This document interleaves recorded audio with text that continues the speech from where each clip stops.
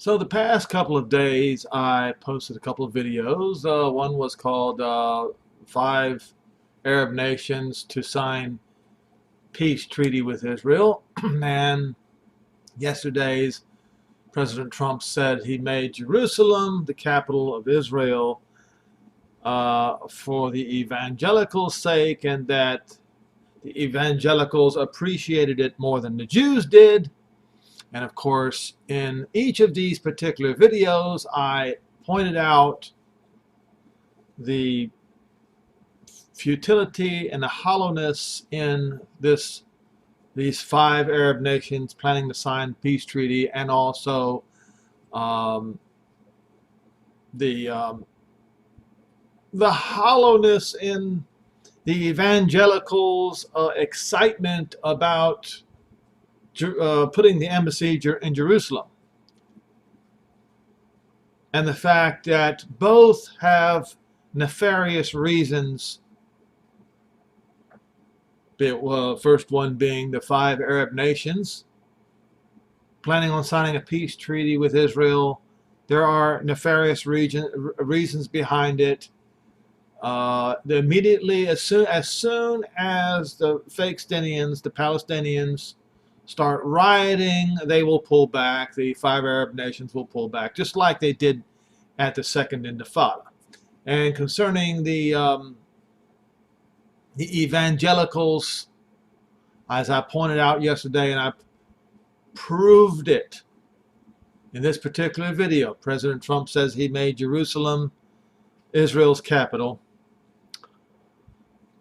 I proved that the evangelicals, the only reason why they are excited about the embassy being in Jerusalem is because they can't wait to fight against Israel's real Messiah, whom they call the Antichrist. Now, considering this particular video about the five Arab nations signing a peace treaty, I pointed out that the Iran and Turkey are furious over this. Well,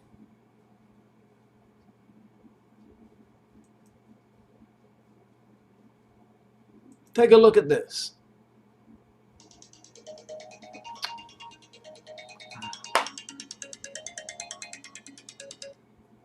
Iran says ships seized, fishermen killed in Gulf incident with UAE. Iran says it seized a United Arab Emirates ship for violating its territorial waters earlier this week, and that UAE Coast Guards killed 2 Iranian fishermen on the same day. The Iranian Foreign Ministry made the announcements on August 20th, that's today, amid rising tensions between the Gulf countries following last week's announcement that the UAE had agreed to normalize ties with Tehran's arch-rival Israel. On Monday, an Emirati ship was seized by Iran's border guards, and its crew were detained due to illegal traffic in our country's waters, Iranian TV said, or quoted the ministry as saying in a statement. On the same day, UAE guards shot dead 2 Iranian fishermen and seized a boat. All right. So, this particular article, Netanyahu calls reports on sales of F-35 fighter jets to UAE fake news. What's this all about? Israeli Prime Minister Benjamin Netanyahu has called false news reports that the United States is selling F-35 fighter jets to the United Arab Emirates in light of its recently established diplomatic ties. Netanyahu attempted to set the record straight just after Israeli media reports that new agreements between Israel and the United Arab Emirates would normalize the relations and allow the sale of U.S. military equipment, including F-35s. Of course, Benjamin Netanyahu says that's not true.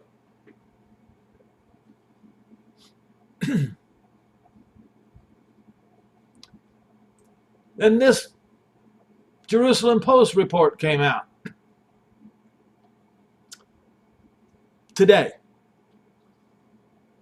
The UAE, or Trump says UAE F-35 jets deal under review despite Israeli concerns. So it was true. The UAE had made it clear both before and after official ties with Israel were announced that they were interested in buying planes.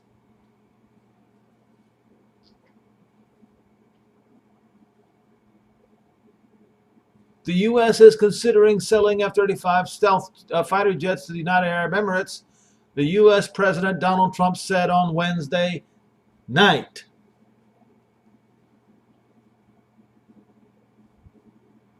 Now we'll look at this particular article from the Times of Israel. This one has the most information.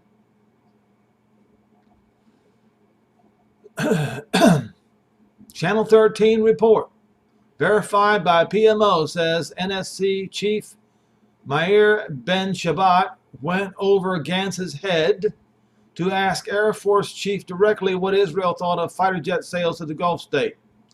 The U.S. President Donald Trump on Wednesday confirmed that the U.S. is reviewing a potential sale of F-35 stealth fighters to the United Arab Emirates amid reports the arms deal was an integral part of Abu Dhabi's agreement last week to normalize ties with it. Oh, that's how it went. That's how it went down. How is it that presidents, prime ministers, kings are so blinded by the love for money that they cannot review history?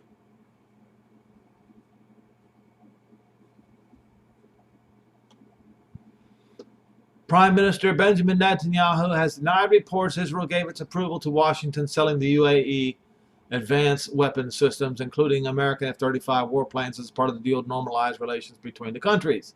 And obviously, that's exactly what happened, though.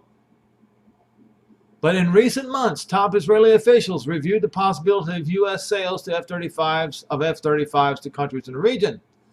Channel 13 first reported Wednesday that National Security Head Meir Ben Shabbat in June asked Israeli Air Force Chief Amikam Norkin about the Israeli position on the sales of F-35s in the Middle East. He mentioned vaguely that the U.S. was looking at such potential sales. Norkin responded that traditionally Israel had opposed such sales.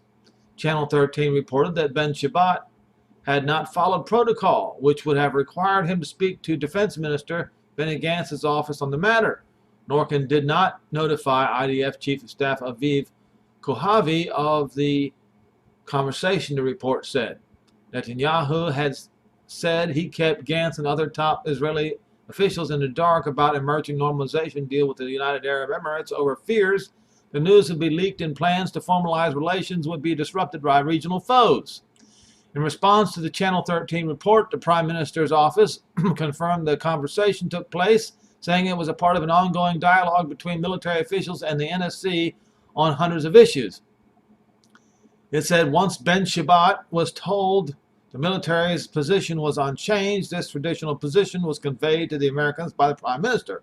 Asked about the F-35 deal Monday night during a White House press conference, Trump said that of the UAE, they would like to order quite a few F-35s.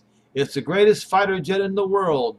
They'd like to buy the F-35. We'll see what happens. It's under review. He added, they definitely got the money to pay for it. It's nice because a lot of times when we make deals, they don't have 10 cents, these countries that we deal with. We give to them saying, how about paying this back later? But they never pay back because they don't have the money. He's talking about Israel when he's saying this.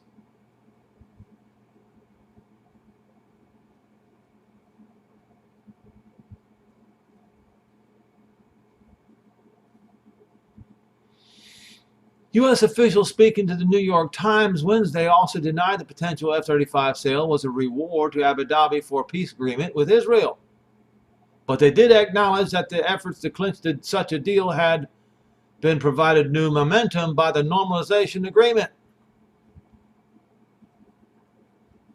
And we're supposed to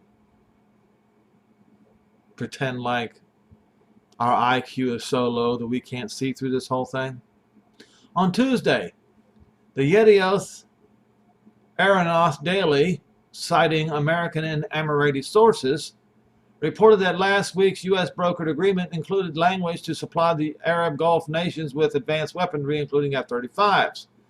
Furthermore, it reported that Netanyahu had made a deal behind the back of the Israeli defense establishment and kept Gantz and Foreign Minister Gabi Ashkenazi, both IDF chiefs, in the dark about it. Netanyahu tweeted on Tuesday morning that the story by the Yedioth Aeronaut Daily was utter fake news.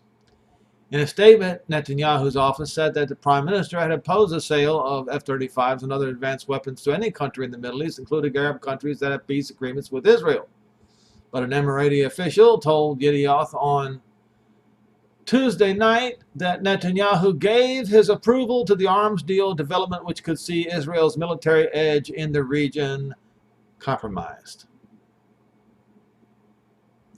The U.S. also denied the report officially, with a White House statement on Tuesday evening saying that there was no secret arms deal included in the UAE-Israel agreement. Well, it sounds like there is one to me. However, former White House Mideast peace envoy Jason Greenblatt appeared to hint at the possibility of there having been a backroom deal for Israel to remove its objections.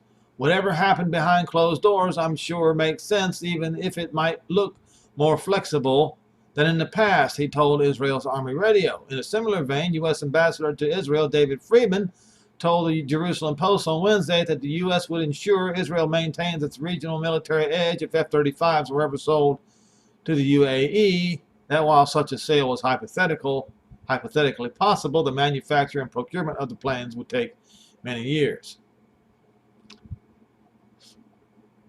As you can see, every time